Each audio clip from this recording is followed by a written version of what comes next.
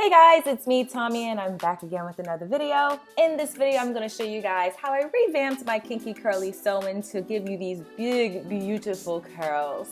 It's very, very simple to do, guys, and I'm also going to show you my wash routine. So let's just jump right into the video.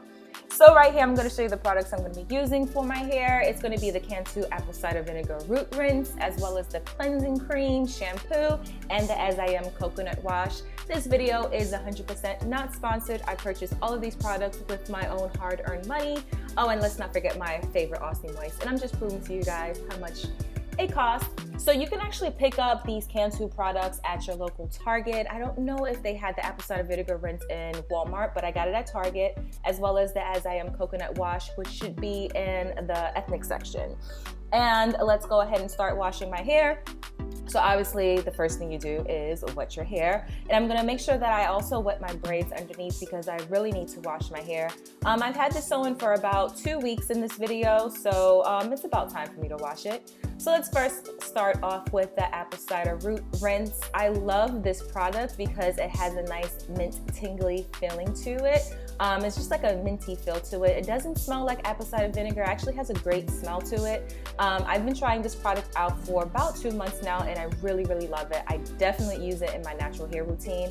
And I really like the nozzle in it because you can get right underneath the crevice of your sew-in and just start off with that base. So I use the root rinse first just to help release the buildup, and then I'm going to apply my shampoo, which is my natural hair Kinky cream shampoo.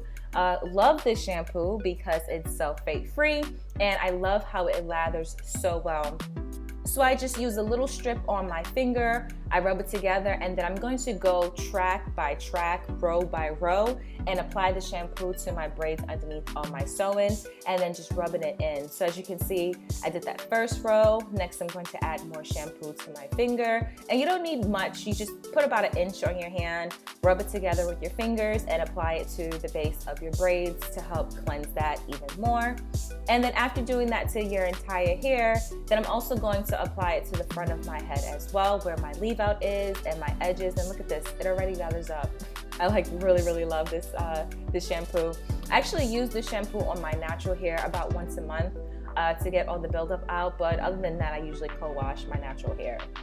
So after applying that to my hair, obviously you're gonna rinse it out, making sure that I get in and get all that shampoo out. So the shampoo is only applied to my hair where the base is of my sew-in. I'm gonna tilt my head over and make sure that I can get that water to release the shampoo from my hair. I'm gonna rinse and repeat. I'm gonna rinse and repeat and do it all over again. So I do it about twice just to make sure that my hair underneath is nice and clean.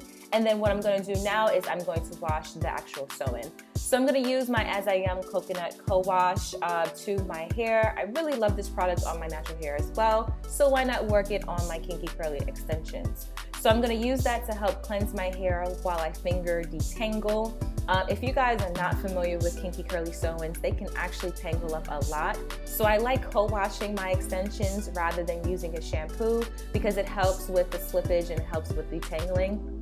Like I said, I'm going to use my fingers to detangle the hair so that my sew-in has more longevity rather than using like a comb or a brush initially, but just using my fingers to help loosen up that the knots in the hair. I always put Aussie Moist in my hair. I feel like that gives me the best slip ever. Guys, I'm telling you, this is a staple when it comes to my natural hair, especially if you have type 4 hair like I do. Aussie Moist should be your staple in your shower. So I'm just going to apply the Aussie Moist to the hair. Now this is not necessary, but the reason why I do this is because I want to detangle with a comb. So I'm using my shower comb to help detangle. As you can see, I do get a little bit of knots, but then it just slides right through. Make sure you pay attention especially to underneath where the back of your neck is, because that's where it tends to tangle up a little bit more when you have a sew-in, and then also the closure too. So making sure I detangle really well with the closure. Rinse, and then it's time to make these curls pop, guys. Let's make it pop. So this is the way the hair looks after being towel dried. Looks exactly how it did in my Kinky curly sew-in video. So let's revamp it. what I like to do is just add just some plain water to my sew-in one more time, because I don't want it to be damp like it is, not damp, soaked like it was fresh out the shower. I want it to be a slightly damp.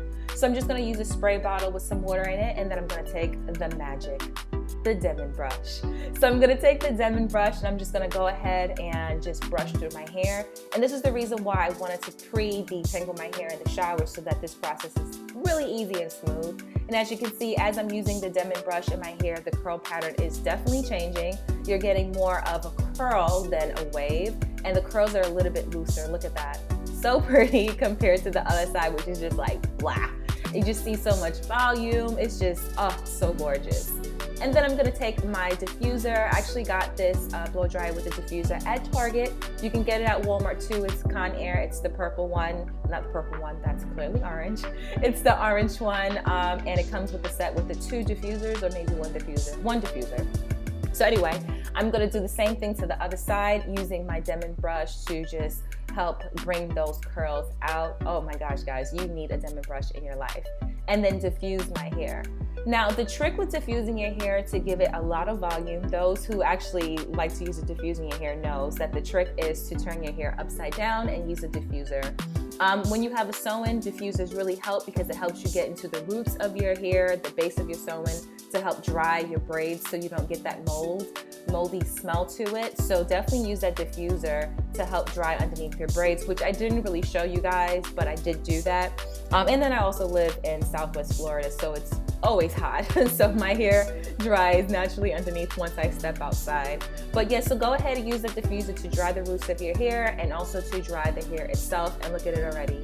It's just so gorgeous. So from blah, this is the clip from my sew-in video to how it looks now. Look at that. Look at those curls. Now, if you don't want the big bouncy curls, then you don't necessarily have to use the Demon brush. But again, this is the way it looks dried versus the way it's revamped with the Demon brush. So I hope you guys enjoyed this video. If you have any questions, leave them below, and I'll see you guys in my next one. Bye, guys.